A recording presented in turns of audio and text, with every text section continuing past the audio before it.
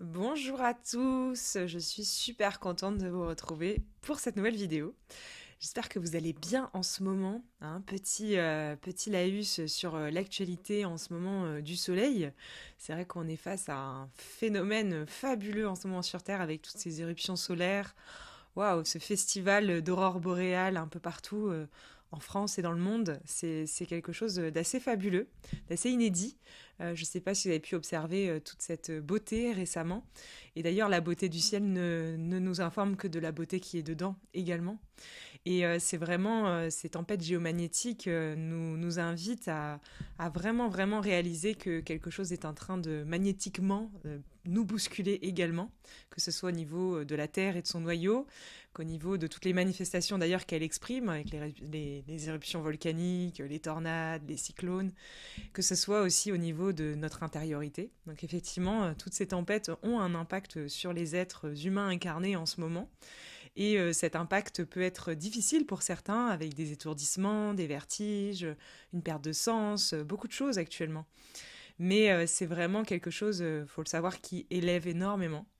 Le Soleil, c'est une planète évoluée qui nous éclaire et qui nous envoie et qui nous irradie d'une lumière incandescente et qui est vraiment la planète de référence de notre système solaire pour notre évolution.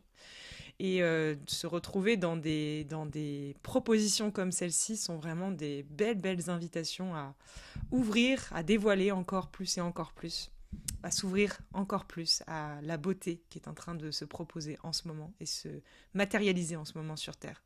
Et qui commencera d'abord en notre sein, mais la planète Terre nous aide en nous montrant aussi tout ce phénomène à l'extérieur.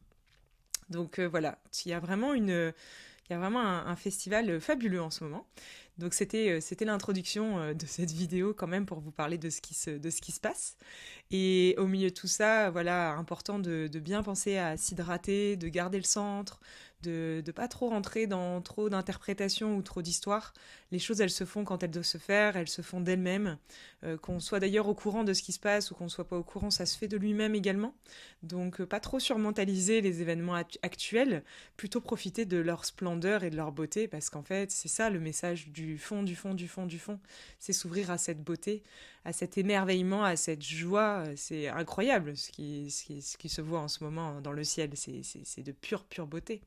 Donc c'est vraiment une proposition peut-être pour sortir du mental, sortir de l'interprétation, sortir des questionnements de oui, est-ce que la planète Terre ascensionne, ou est-ce qu'elle ascensionne pas, est-ce que vous avez des preuves ou pas de preuves, tout ça en fait c'est pas le plus important en fait. Ici l'idée c'est de revenir à ce qui est en train d'être proposé en ce moment et tout simplement d'ouvrir les yeux. Et puis peut-être à travers cette ouverture des yeux d'ouvrir son cœur. Mais c'est vrai que ces événements seront encore plus perceptibles et plus émerveillants à ceux qui regardent avec les yeux du cœur, très clairement. Et c'est vraiment d'actualité en ce moment. C'est marrant que le ciel pétille dans tous les sens et nous ramène finalement à cet enfant intérieur, à cette joie, à cet émerveillement, à cette beauté naturelle, à toutes ces qualités de présence qui sont finalement au centre de nos êtres. Et c'est marrant parce que c'est ce dont je voulais parler dans cette vidéo. C'est vrai que j'ai récemment publié un petit post, et même pas mal de posts récemment sur les réseaux, où je parlais un petit peu de ce que j'ai appelé là comme ça, ce qui m'est venu comme ça, la détresse spirituelle.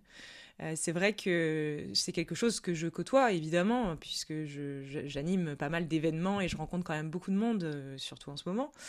Et je côtoie quand même beaucoup de personnes qui ont eu leur petit parcours de vie, hein, bien sûr, comme plein de gens, d'abord peut-être dans la matière, et puis ensuite se sont ouverts aux portes spirituelles, et qui ont eu cet élan voilà, de poursuivre et d'explorer ce champ spirituel, qui est d'ailleurs très intéressant à explorer, c'est pas du tout le propos ici, qui ont vraiment cherché aussi à accumuler une certaine forme de connaissance, à faire des expériences mystiques, à peut-être même développer certaines formes de facultés psychiques et qui ont, pour certains d'entre eux même, décidé de s'intéresser plus profondément encore et de changer de profession et d'ouvrir un cabinet ou de faire des choses en lien avec la spiritualité dans leur mission de vie.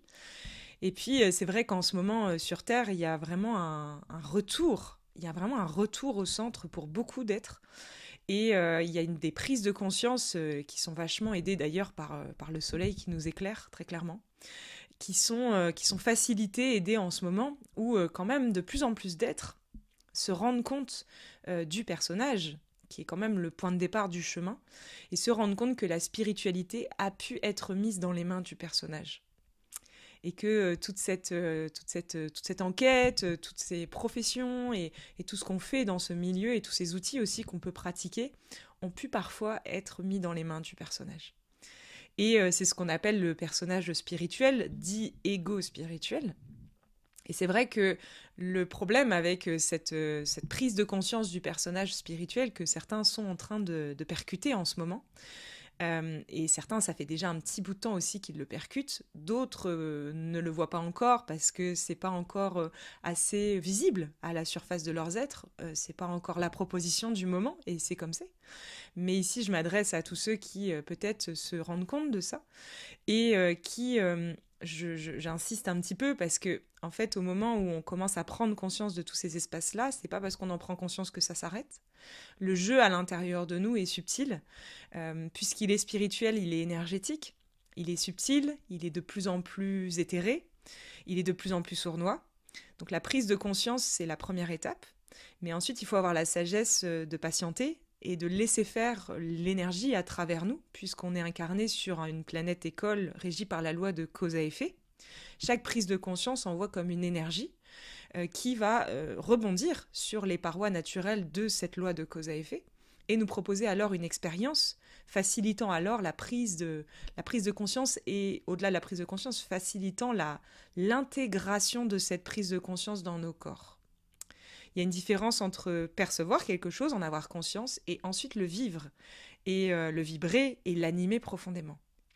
Ici, il y a un petit temps entre les deux, sauf que ce que j'ai pu observer, et donc c'est quand même le centre de propos que je voulais transmettre aujourd'hui, ce que j'ai pu observer, c'est que dans ce petit temps de latence, entre le moment où je commence à prendre conscience de mon personnage, du piège spirituel dans lequel j'ai pu m'enfermer, eh bien alors, je vais, sans le faire exprès, de manière très inconsciente parfois, je vais alors projeter cette prise de conscience sur toutes les personnes autour de moi qui sont peut-être encore piégées à mes yeux, c'est pas forcément le cas, hein, à mes yeux, depuis mon interprétation à moi. Je vais alors commencer à critiquer toutes les personnes qui sont encore dans ce milieu. Je vais aussi rentrer dans une forme de burn-out spirituel où je vais avoir une forme de dégoût, de relent, de ras-le-bol de tout ça. Et notamment, je vais un petit peu m'insurger, me mettre en colère, être frustrée par rapport à tous ces gens qui ne savent pas encore se prendre par eux-mêmes et qui donnent leur pouvoir et leur confiance à des êtres soi-disant spirituels que moi, je perçois dans l'instant comme étant piégés dans leurs égos spirituels. Et ici, je vais faire grandir une certaine forme de séparation qui, en fait, n'est que la projection de cette prise de conscience parfois très douloureuse et inconfortable du dedans. Je vais la projeter en dehors. Et je vais parfois faire de profonds amalgames. Je vous le dis parce que moi-même j'en ai fait. Je vais parfois faire de profonds amalgames parce que le souci ici, c'est que dans tout ce milieu spirituel, il y a il y a un ensemble de croyances, mais il y a aussi tout un ensemble de termes, de mots qui ont été identifiés comme spirituels et qui sont aujourd'hui galvaudés. Notamment quand on parle d'amour ou quand on parle de Dieu, c'est des mots qui irrémédiablement renvoient à tout cet inconscient spirituel, à tout ce milieu spirituel, mais qui parfois en fait ne sont pas du tout employés depuis un espace du personnage spirituel. En vérité, ici, c'est vrai que quand il y a un rééquilibrage de l'être, puisque d'abord on va prendre conscience de l'écueil spirituel, puis ensuite il va y avoir un rééquilibrage entre la matière et la spiritualité, si on laisse faire ce processus, si on ne commence pas à rentrer dans trop de séparation, et qu'on ne fait pas non plus l'excès inverse, parce que c'est aussi des choses que j'ai pu voir, puisque je me rends compte que j'ai été piégée par la spiritualité, je vais faire un gros retour à la matière. Et puis là, je vais clairement dire officiellement que ce que je veux dans ma vie, c'est gagner de l'argent, c'est avoir du pouvoir et c'est avoir plus de reconnaissance. Et je vais même presque m'enorgueillir, je vais quand même presque en être fière, quoi, en fait, de l'assumer pleinement. Donc tout ça, en fait, ce sont des êtres qui ne savent plus comment se mettre au milieu de tout ça et qui n'ont peut-être pas encore suffisamment la sagesse de laisser cette énergie universelle proposer à ce centre qui est notre présence, qui est notre être véritable finalement, à cette énergie, de venir à nouveau se manifester à travers nous pour nous dévoiler cette voie du milieu. Ce que certains appellent le Tao, ce qu'ici on parle de présence, d'autres appellent ça l'amour. Laisser cette énergie du centre se dévoiler à elle-même à travers nous. Et ce qui est magnifique dans ce processus, c'est que par la suite, il peut y avoir autant d'expériences dans la matière que dans la spiritualité, que l'être depuis ce centre peut utiliser des mots ou des apparats ou des outils dits spirituels ou dits matériels, mais sans jamais avoir aucun attachement à ce qu'il est en train de prêcher. Et c'est là qu'on voit la différence entre un être qui est perdu dans son personnage et un être qui en est sorti. Un être qui est sorti du personnage est un être qui, depuis cet espace du centre, laisse tout simplement venir à lui-même toutes les expériences qui sont proposées, tous les mots aussi qui sont proposés. Et il y a peut-être le mot Dieu qui apparaît alors. Il y a peut-être le mot Saint-Esprit qui apparaît alors. Mais cela n'a rien à voir avec la religion et cela n'a rien à voir avec la spiritualité. Ce terme est employé depuis un espace de parfaite neutralité. Mais puisque ce terme a été galvaudé et a été étiqueté comme étant et comme faisant partie du milieu spirituel, alors ce qui va se proposer, et ce qui est quand même assez courant, c'est de voir que toutes les personnes qui commencent à se rendre compte de leurs égos vont alors juger ces gens-là, vont les critiquer, vont les pointer du doigt, en faisant un amalgame profond et en confondant et finalement en manquant un petit peu de discernement entre ce qui est en train d'être dit et ce qui est l'espace à l'intérieur de soi qui est en train de le dire. Ici, un être qui retourne au centre et qui agit dans son quotidien depuis cet espace du centre est un être qui peut goûter à toutes les expériences proposées, incluant des expériences aussi purement matérielles, comme gagner de l'argent par exemple, ou avoir une réputation, ou tout ce que vous voulez en fait. Toutes les actions, toutes les manifestations, quand elles sont déposées dans le creux de cette neutralité, servent un plan supérieur. Et ça peut passer par absolument tout, que ce soit dans la matière ou que ce soit dans la spiritualité. Donc ici, vraiment, je voulais vraiment insister aujourd'hui sur ce propos et sur ce cheminement, parce que c'est un long cheminement que j'ai moi-même vécu pendant les 6 dernières années de ma vie. Il y a 6 ans en arrière, ça a été le point de départ de ce cheminement, puisque je me suis rendu compte de mon ego spirituel. J'ai fait plusieurs vidéos sur ce sujet. Il y a eu une énorme prise de conscience et un effondrement total de ma vie et de ma vision de la vie. Et j'ai paniqué, je me suis retrouvée alors coincée, à me dire, dans ce cas-là, c'est plus de matière, mais j'en revenais déjà, et je ne savais plus à quoi me raccrocher. Je suis passée par une étape très ingrate de critique et de pointage du doigt des autres, et où tous ceux qui étaient habillés en blanc et qui avaient un langage un peu près de la lumière, je les critiquais en fait, et je m'en séparais. Loin de moi l'idée alors d'imaginer que j'étais ici en train de finalement entretenir ce personnage. Puisque tout ce contre quoi on lutte à l'extérieur est la même chose de ce contre quoi on lutte en dedans.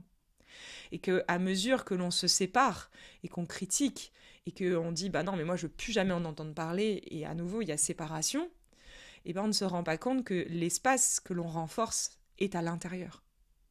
Et donc il a fallu quand même un cheminement personnellement à travers toutes ces prises de conscience pour aujourd'hui être à même de vous offrir ce fruit, mûr et prêt à être dévoilé, chose que je suis en train de faire dans cette vidéo. En espérant que ça puisse pacifier les cœurs, parce que pour avoir été longuement dans tout ce brouhaha et à ne plus savoir à quoi me raccrocher, c'était parfois difficile. Je me sentais différente, je me sentais rejetée, je me sentais isolée, je me retrouvais ni dans la matière, ni dans la spiritualité, et je me sentais un peu comme une bouée lancée dans la mer, avec une certaine forme de colère, de violence et de tristesse à l'intérieur de moi.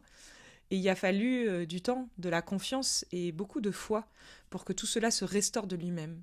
Et que littéralement un jour cela s'harmonise à l'intérieur et qu'il n'y ait plus tout ça qui apparaisse à la surface ou même à l'intérieur de mon être.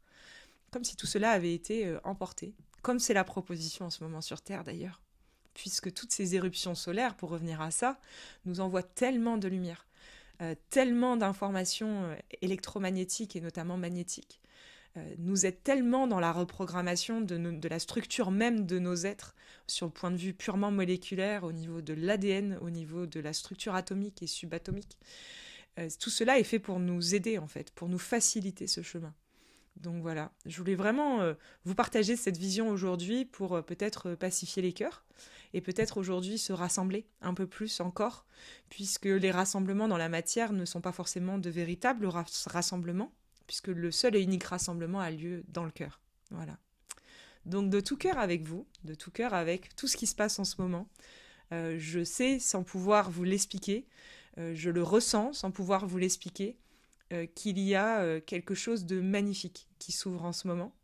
Je ne peux pas vous le prouver, je ne peux pas le quantifier, je ne peux pas le suggérer, je ne peux que le ressentir et vous le partager.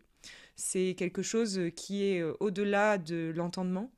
C'est quelque chose qui, je sais pas, un espace qui s'est ouvert et qui laisse place à l'infinité d'une justesse absolue et tellement, tellement bien faite que je sais, sans pouvoir vous l'expliquer, qu'on est entre de bonnes mains et que tout va bien. Voilà. Dans tous les cas, je vous souhaite à tous bon courage pour ce cheminement. Revenez ici et tout se passera bien. Je vous embrasse bien fort.